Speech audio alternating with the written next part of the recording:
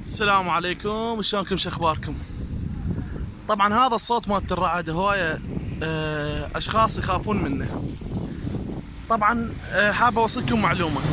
طبعا هذا بيه خطر على شوف هذا الصوت، هذا بيه خطر على الحيوان، يعني على البيض اللي نقففه.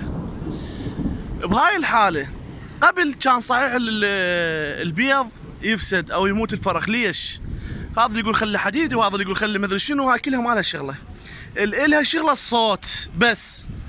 هذا الصوت هي البيضه مغلقه.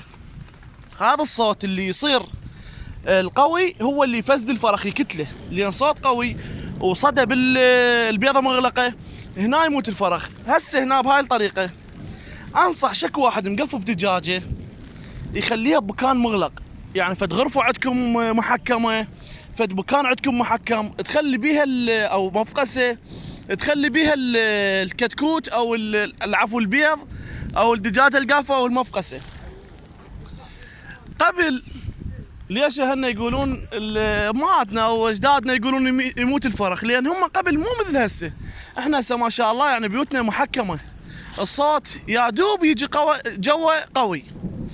ف مثل ما قلت لكم، اللي خايف على حلاله وعنده حلال غالي خليه بغرفه محكمه. اخر غرفه شوف شلون، اهم شيء غرفه محكمه.